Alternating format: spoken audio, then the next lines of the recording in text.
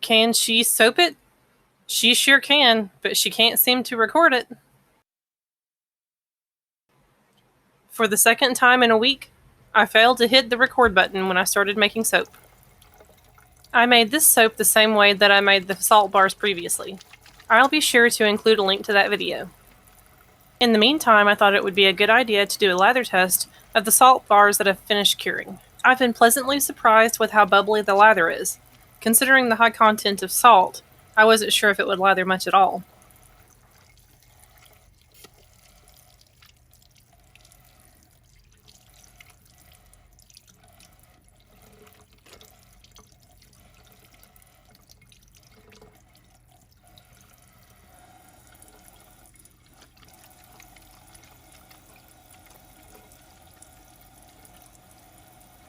This video begins where I've already mixed the lye water solution into the melted oils.